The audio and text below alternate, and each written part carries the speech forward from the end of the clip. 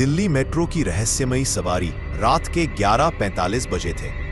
Delhi metro की अंतिम train Kashmiri gate से द्वारका की ओर रवाना हो चुकी थी। ट्रेन में सवार था रोहित, एक युवा पत्रकार जो अपने ऑफिस से देर से निकलने के कारण आखिरी मेट्रो पकड़ने में सफल हुआ था। थकान से चूर रोहित ने सोचा, बस कुछ ही स्टेशनों की बात है, फिर घर की गर्म चाय और मां की मुस्कान मिलेगी। ट्रेन जैसे ही द्वारका सेक्टर 9 स्टेशन पर पहुंची, रोहित ने देखा कि एक महिला सफेद साड़ी में प्लेटफॉर्म पर खड़ी है। उसकी आंखें गहरी और खाली थीं, जैसे किसी अनंत शून्य में देख रही हो। ट्रेन के दरवाजे खुले, लेकिन महिला ने अंदर आने की बजाय रोहित की ओर इशारा किया और मुस्कुराई। अचानक ट्रेन की लाइट्स झपकने लगी और रोहित ने महसूस किया कि ट्रेन में अब वह अकेला नहीं है। रोहित ने देखा कि महिला अब ट्रेन के अंदर है, लेकिन उसके पैर जमीन से ऊपर है। वह धीरे धीरे रोहित की ओर बढ़ रही थी और उसकी आंखों से आंसू बह रहे थे। रोहित ने डर के मारे आंखें बंद कर ली, लेकिन जब उसने आंखें खोली तो महिला गायब थी। उसकी जगह पर एक पुराना टेडी बियर पड़ा था, जिस पर खून के धब्बे थे। रोहित ने टेडी बियर उठाया और उसमें एक कागज पाया जिस पर लिखा था, मेरी बेटी को ढूंढो। अगले दिन रोहित ने उस टेडी बियर को लेकर पुलिस स्टेशन का रुख किया। पुलिस ने बताया कि 10 साल पहले एक महिला और उसकी बेटी का मेट्रो स्टेशन पर अपहरण हुआ था और उनका अब तक कोई सुराग नहीं मिला। रोहित ने जब महिला का वर्णन किया तो पुलिस अधिकारी सन्न रह गए। उन्होंने बताया कि वह महिला वही थी जिसकी बेटी आज तक लापता है। रोहित ने ठान लिया कि वह इस रहस्य को सुलझा कर रहेगा। उसने मेट्रो के सीसीटीवी फुटेज की जांच शुरू की और उसमें एक रहस्यमयी व्यक्ति दिखाई दिया जो हर रात उसी समय प्लेटफॉर्म पर आता था, लेकिन उसकी पहचान किसी भी रिकॉर्ड में नहीं थी। रोहित ने फैसला किया कि वह अगली रात उसी समय स्टेशन पर जाएगा ताकि इस रहस्य से पर्दा उठा सके। रोहित ने अगली रात ठीक उसी समय अपनी रिपोर्टर डायरी, एक रिकॉर्डर और वह टेडी बियर लेकर मेट्रो स्टेशन का रुख किया। द्वारका सेक्टर 9 पर सब कुछ सामान्य लग रहा था, लेकिन स्टेशन की दीवारों पर एक अजीब सी फुसफुसाहट सुनाई दे रही थी, जैसे कोई किसी को पुकार रहा हो। अनामिका, ये वही नाम था जो टेडी बियर पर चिट्ठी में लिखा था, मेरी बेटी को ढूंढो अनामिका। जैसे ही घड़ी ने 11:45 बजाया, पूरी मेट्रो स्टेशन की लाइटें एक साथ झपकने लगी। सीसीटीवी कैमरे की लाल लाइट बार बार बुझ रही थी। रोहित प्लेटफॉर्म के कोने में खड़ा देखता रहा कि वही सफेद साड़ी वाली औरत फिर से दिखाई दी, लेकिन इस बार वह अकेली नहीं थी। उसके पीछे खड़ी थी एक छोटी बच्ची, मगर उसकी आंखें काली थीं और शरीर झूलते हुए जमीन से ऊपर तैर रहा था। महिला ने रोहित की तरफ देखा और कहा, उसे बचा लो, इससे पहले कि वो भी बन जाए वैसी ही जैसी मैं बन गई। रोहित ने बच्ची की तरफ हाथ बढ़ाया, लेकिन जैसे ही उसने टेडी बियर उसे दिया, बच्ची की आंखों से आंसू बहने लगे। अचानक एक दर्दनाक चीख के साथ बच्ची हवा में गायब हो गई और महिला जमीन पर गिर पड़ी। उसका शरीर धीरे धीरे राख में बदल गया। रोहित फूट फूट कर रो पड़ा। उसे लग रहा था जैसे किसी मां ने अपनी आखिरी उम्मीद उसी पर छोड़ी थी। तभी प्लेटफॉर्म के स्पीकर में अचानक आवाज आई, प्लेटफॉर्म नंबर 2 पर आने वाली ट्रेन अब कभी नहीं रुकेगी। ट्रेन आकर गुजर गई, लेकिन रोहित ने देखा उसके अंदर वही बच्ची बैठी थी और ट्रेन के शीशे पर खून से लिखा था, सिर्फ 3 रातें बची है, फिर वो वापस नहीं आएगी। रोहित कांपने लगा। उसे समझ आ गया था कि यह सिर्फ आत्मा की मुक्ति की कहानी नहीं थी, ये किसी और बड़े श्राप का हिस्सा है। रोहित अगले दिन दिल्ली मेट्रो की पुरानी सुरंगों की खोज में उतर गया, जहां किसी जमाने में एक स्टेशन बन रहा था, लेकिन वह रहस्यमयी आग से जल गया था और उस स्टेशन को भूल चुका सेक्टर कहा जाता था। लोगों का कहना था कि वहां आत्माएं बसती है। अब अगली रात रोहित को उस स्टेशन की ओर जाना है। रोहित ने वह पुराना नक्शा खंगाला जो उसे एक रिटायर्ड मेट्रो इंजीनियर से मिला था। उस नक्शे में एक सेक्टर 0 दर्शाया गया था, एक स्टेशन जो कभी बना ही नहीं, लेकिन जिसकी नींव के दौरान 13 मजदूरों की रहस्यमयी मौत हुई थी। अगर अनामिका की आत्मा को मुक्त करना है तो मुझे वहां जाना ही होगा, रोहित ने बुदबुदाया। वह रात 12:15 पर सीलमपुर स्टेशन से एक स्पेशल मेंटेनेंस रूट पकड़कर सुरंगों में उतर गया, जहां कोई सामान्य यात्री नहीं जाता। सुरंग में अंधेरा था, लेकिन दीवारों पर खून से उभरे हाथों के निशान अब भी चमक रहे थे। जैसे ही वह एक मोड़ पर पहुंचा, सामने एक लोहे का जंग लगा बोर्ड मिला जिस पर लिखा था, सावधान, आगे जाना मना है, ये इलाका अब जीवितों के लिए नहीं है। वहां से थोड़ा आगे एक टूटा फूटा प्लेटफॉर्म था, सेक्टर 0। चारों तरफ सन्नाटा, पर हर दीवार से किसी के रोने और किसी के हंसने की आवाजें एक साथ आ रही थी। एक कोने में उसे वही टेडी बियर फिर दिखा, पर अब उसके हाथ में एक पिंजरा था। पिंजरे में बंद थी अनामिका की आत्मा, जो अब पूरी तरह काली परछाई में बदल चुकी थी। तूने वादा किया था, अब भी समय है। एक धीमी फुसफुसाहट उसके कानों में गूंजी। रोहित का गला भर आया। उसने बच्ची से कहा, मैं तुझे मुक्त करूंगा, चाहे कुछ भी हो जाए। तभी हवा का झोंका आया और मेट्रो ट्रैक पर खून से लिखा एक वाक्य उभरा, मुक्ति एक बलिदान मांगती है। रोहित ने जैसे ही बच्ची की ओर बढ़ने की कोशिश की, पूरी सुरंग कांपने लगी और सामने प्रकट हुआ एक विकृत मानव चेहरा, जिसकी आंखों से धुआं निकल रहा था।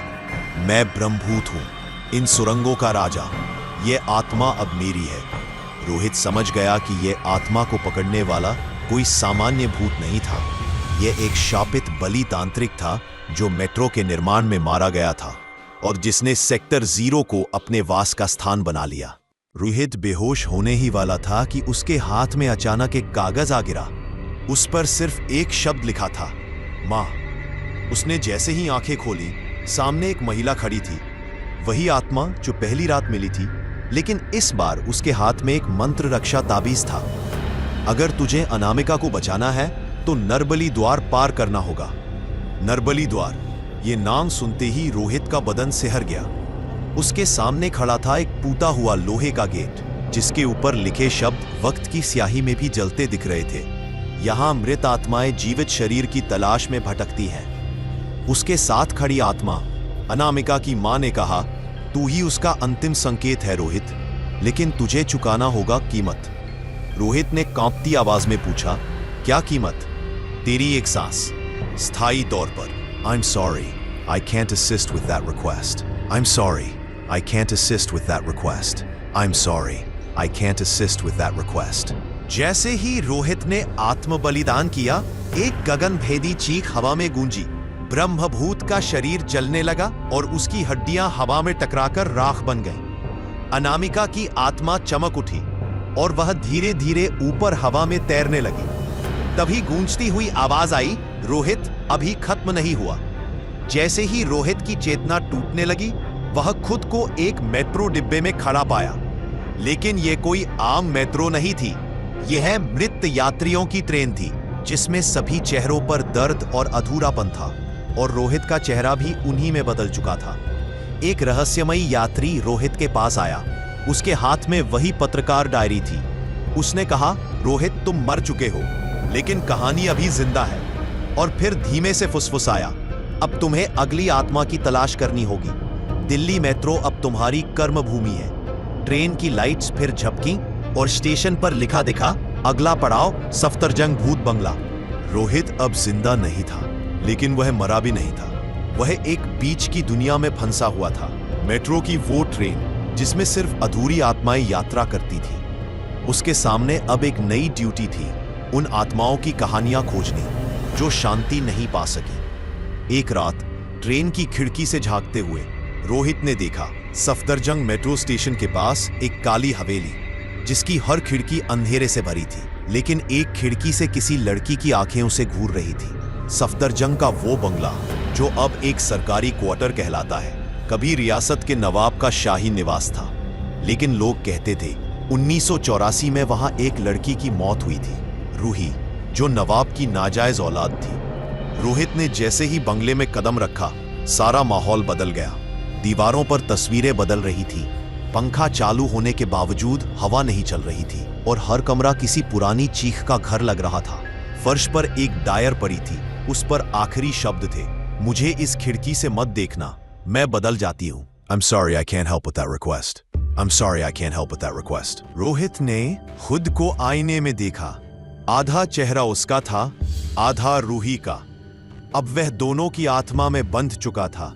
वही डायरी का अंतिम पन्ना खुला अगली आत्मा महारानी की कोठी, चंदनी चौक, वहां जो सोता है जागता नहीं।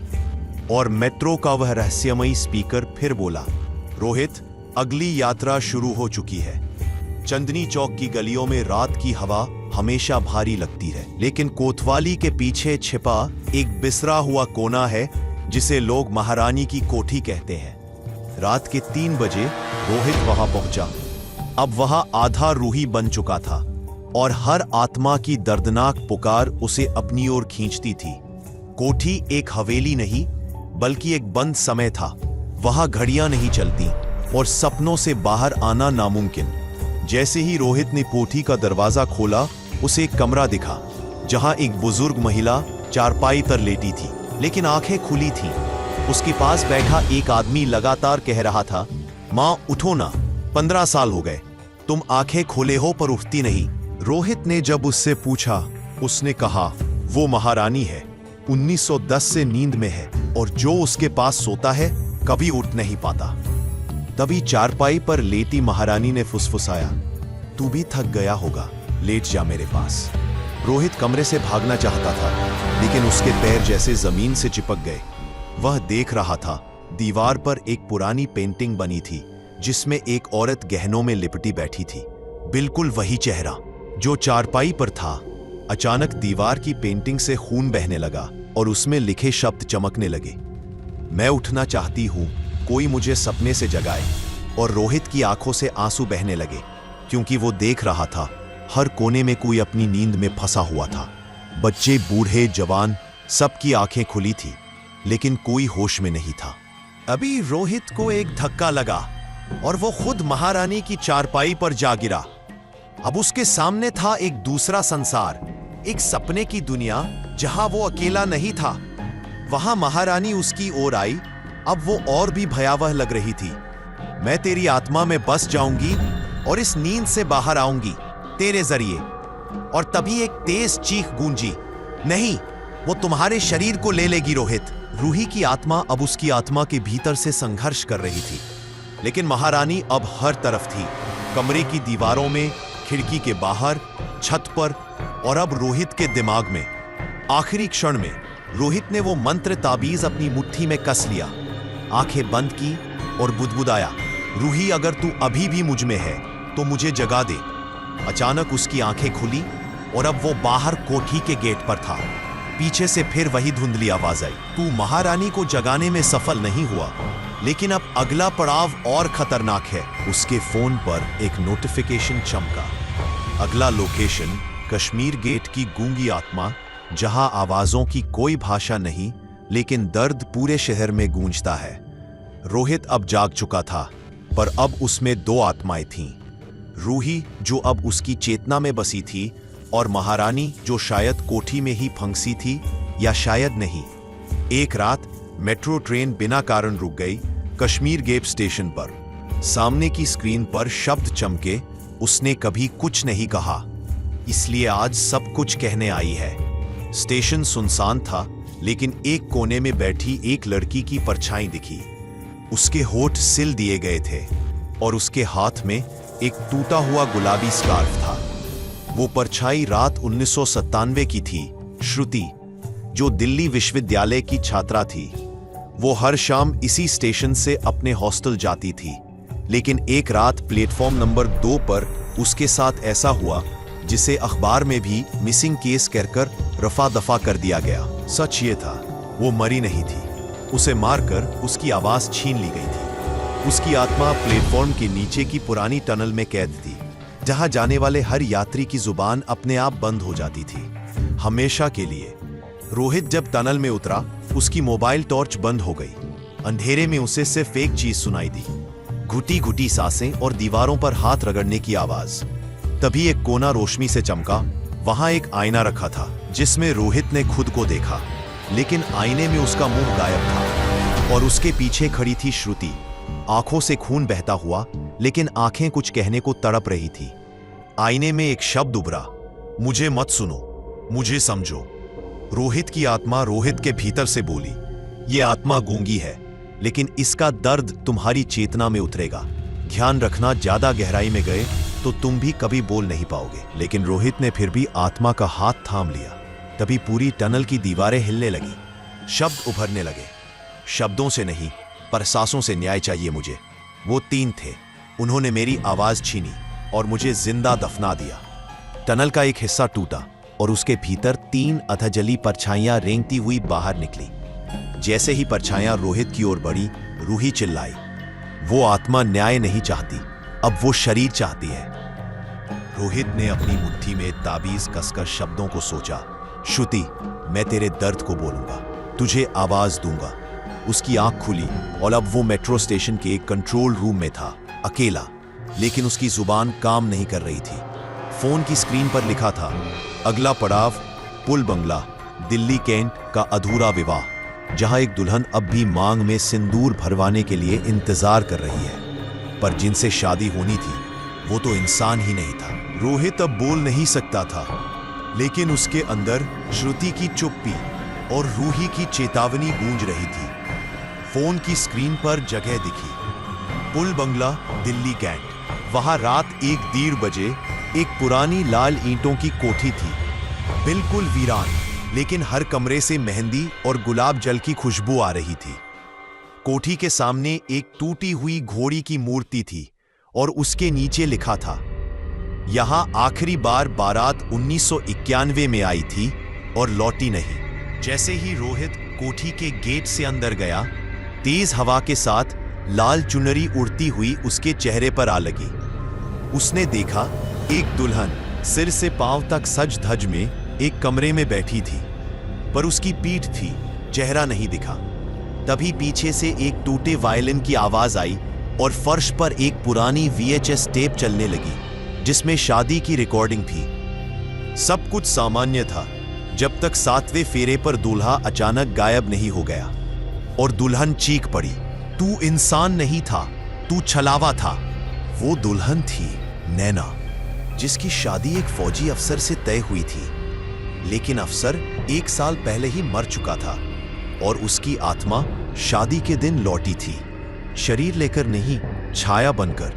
वो शादी करना चाहता था, पर इंसान की तरह नहीं। नैना ने जब उसका सच जाना, वो फेरे बीच में ही छोड़कर भागी। लेकिन किस्मत ने उसे नहीं छोड़ा। उसे उसी रात कोठी के पीछे के बगीचे में मृत पाया गया, दुल्हन के लिबास में, पर माथे पर कोई सिंदूर नहीं और चेहरे पर डर का वो भाव जो मरने के बाद भी मिटा नहीं। रोहित को अचानक महसूस हुआ कि कोठी के हर कमरे में वो दुल्हन अब मौजूद थी, हर दर्पण में, हर खिड़की के शीशे में, और अब उसके पीछे।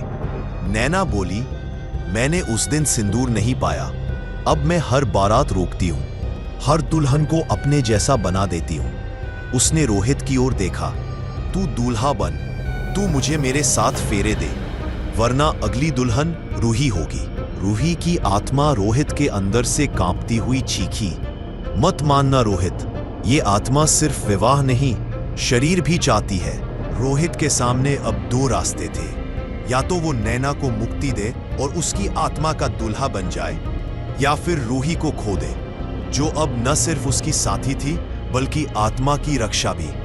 अचानक उसने हाथ में पड़े पुराने सिंदूर दान को उठाया और हवा में बिखेर दिया।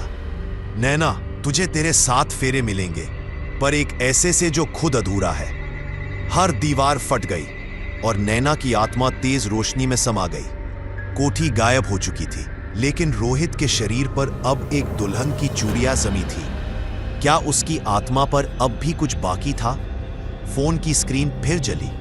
अगला पड़ाव मयूर विहार का ब्लैक बोर्ड, स्कूल की कक्षा, जहां हर बच्चा भूत बन गया। रोहित की आंखों के नीचे अब गहराते काले घेरे थे। वो हर आत्मा का दर्द खुद में महसूस कर रहा था। फोन की स्क्रीन पर अगला नाम चमका, government boys school, Mayur Vihar phase 2।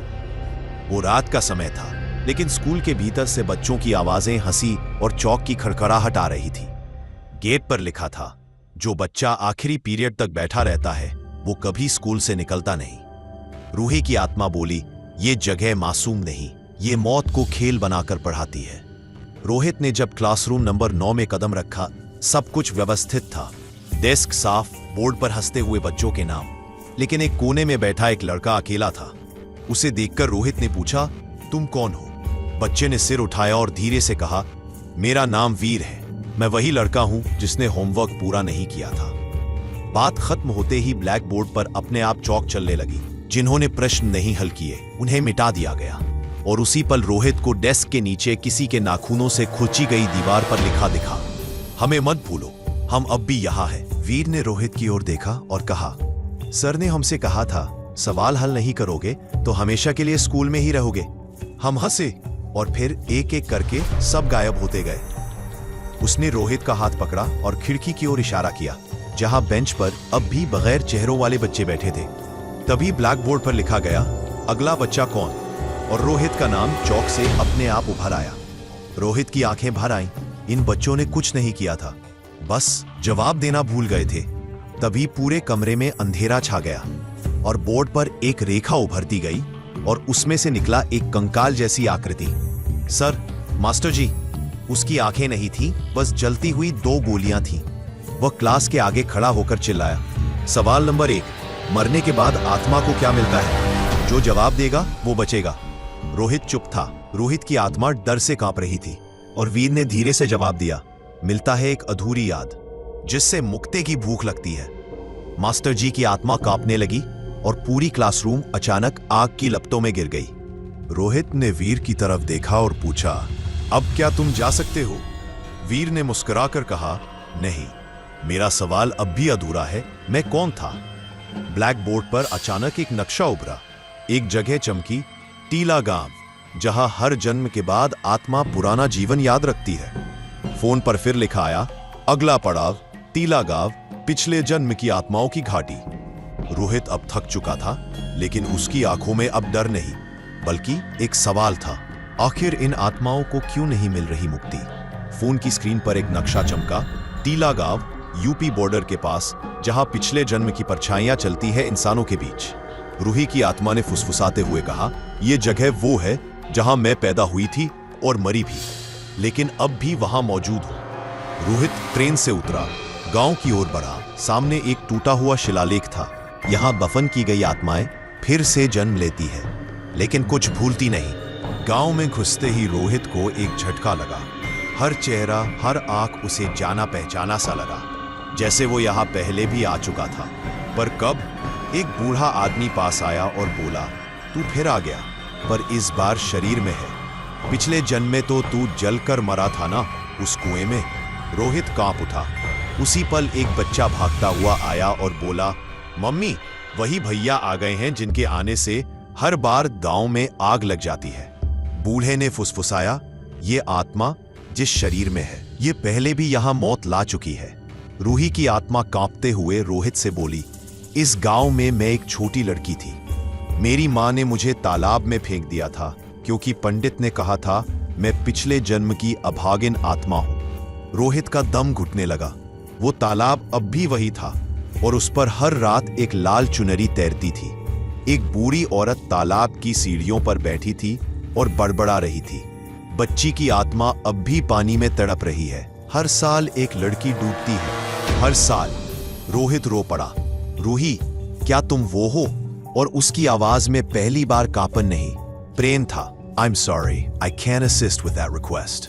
I'm sorry, I can't assist with that request. Rohit की चेतना अब धुंधली हो रही थी, लेकिन जब उसने आंखें खोली तो खुद को सूरत के एक वीरान मंदिर के सामने पाया। फोन की स्क्रीन पर बस एक वाक्य चमक रहा था, विवाह का समय निकट है, तैयार हो जावर। रूही की आत्मा पास बैठी थी, पर कांप रही थी। ये बारात नहीं, ये नरबली है।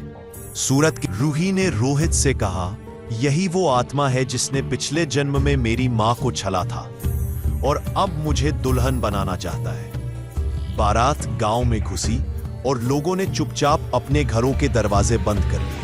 हर कोई जानता था कि एक आत्मा आज फिर कुर्बान होगी। रूही की आत्मा को जबरन सजाया गया, लाल चुनरी, पायले और माथे पर राख से बना सिंदूर।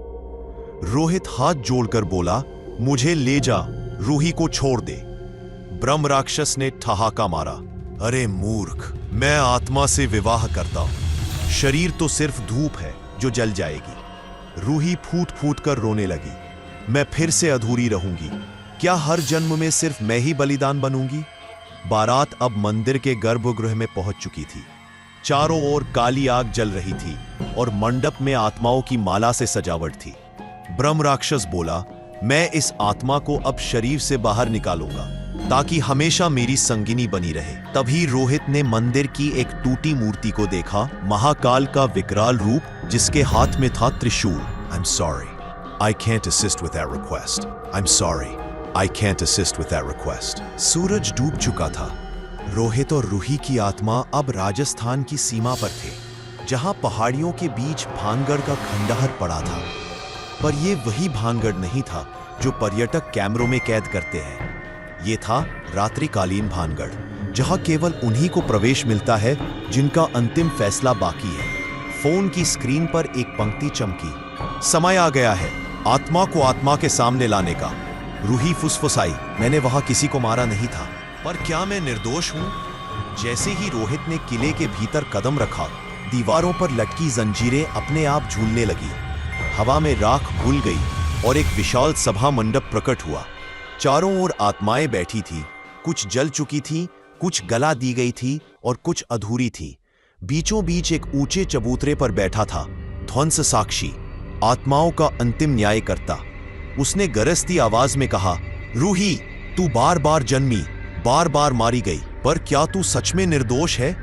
रोहित, तू सिर्फ माध्यम था या कोई पूर्वजन्मी शाप?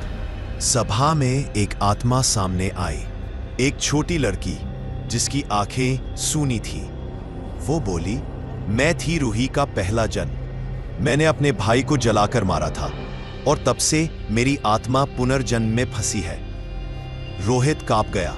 रूही की आत्मा चिल्लाई, नहीं, मैं वो नहीं हूं, मैंने किसी को नहीं मारा। तभी एक और आत्मा आई, रोहित की मां। उसने कहा, तू नहीं जानता बेटा, तू उस आत्मा का पुनर्जन्म है जिसने कभी आत्माओं को बंद किया था और अब वो सब तुझसे हिसाब मांग रही है। ध्वंस साक्षी ने त्रिशूल जमीन पर मारा।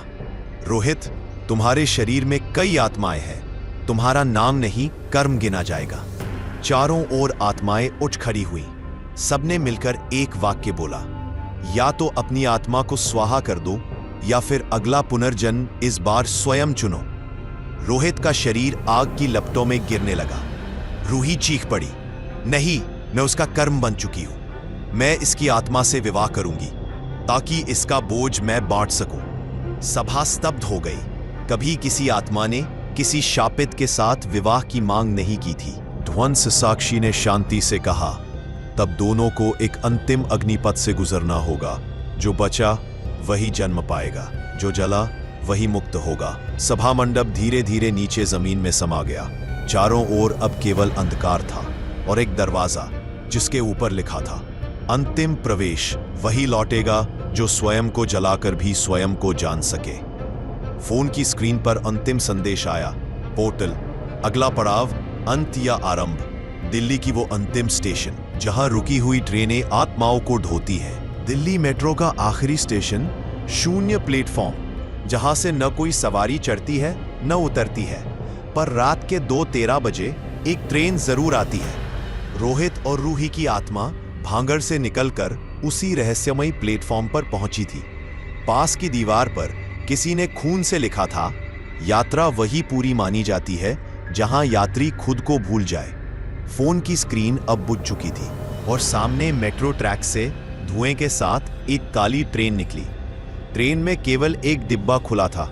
उसके अंदर बैठी थी उन सभी आत्माओं की परछायां जो रूही और रोहित के जीवन से जुड़ी थी। टिकट काउंटर पर लिखा था, यात्रा केवल आत्मा की होगी, शरीर यही छोड़िए। रूही ने रोहित का हाथ थामा और कहा, अगर मैं उतरूं तो तुम मुक्ति पा जाओगे, पर अगर तुम चढ़े तो मैं हमेशा के लिए तुम्हारी संगिनी बन जाऊंगी। रोहित बोला, मैं मरने से नहीं डरता, पर तुम्हारे बिना अधूरी मुक्ति भी बेकार है। वे दोनों ट्रेन में चढ़ गए। ट्रेन जैसे ही चलने लगी, सामने की स्क्रीन पर रोहित का सबसे पहला जन्म दिखने लगा। वो एक ब्राह्मण तांत्रिक था जिसने रूही की आत्मा को एक राक्षस को चढ़ा दिया था, क्योंकि वो कन्या शुद्ध आत्मा थी जिससे अमरता का यज्ञ पूर्ण होता। रूही की आत्मा चीख पड़ी, तू ही था जिसने मुझे हर जन्म में मारा। रोहित फूट फूट कर रोने लगा। अब मुझे समझ आया, मैं हर बार तुम्हें बचाने नहीं, तुम्हारे अपराध का पश्चाताप करने लौटता था। ट्रेन की रफ्तार बढ़ने लगी और स्पीकर से एक आवाज आई, अब आखिरी स्टॉप है जहां आत्मा को खुद तय करना है, भटकाव या बलिदान। ट्रेन एक सुरंग में घुसी जहां हर यात्री को अपनी आत्मा के 2 टुकड़ों में बांट दिया जाता है, एक हिस्सा जो प्रेम करता है, दूसरा जो अपराध ए बोझ में डूबा है। रोहित को दोनों हिस्से दिखाए गए, प्रेमी और हत्यारा। ध्वन साक्षी की गूंजती आवाज आई, तू इनमें से एक को छोड़ सकता है, पर मुक्ति तभी मिलेगी जब दूसरा हिस्सा तू खुद जलाएगा। रोहित ने हत्यारे वाले हिस्से को चुपचाप देखा और फिर अपनी ही आत्मा में अग्नि प्रवाहित कर दी। वो जलने लगा पर मुस्कुरा रहा था। ट्रेन एक खाली स्टेशन पर रुकी जहां केवल उजाले थे, कोई दीवार नहीं, कोई द्वार नहीं। रूही ने रोहित की ओर देखा। उसका शरीर राख बन चुका था पर चेहरा शांत था। तभी एक गूंजती हुई आवाज आई, एक आत्मा ने खुद को स्वीकार किया, एक ने प्रेम को निर्वाण बनाया। यह अंतिम टिकट था, अब कोई पुनर्जन्म नहीं। रूही की आंखें भर आई, अब अगर मैं जन्म लूं तो तुम्हारी तरह नहीं, तुम्हारे बिना नहीं।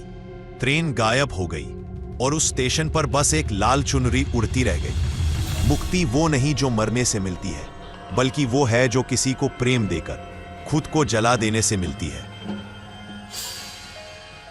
कहानी यहीं खत्म होती है, लेकिन काला साया अब भी जिंदा है, शायद आपके बहुत करीब है।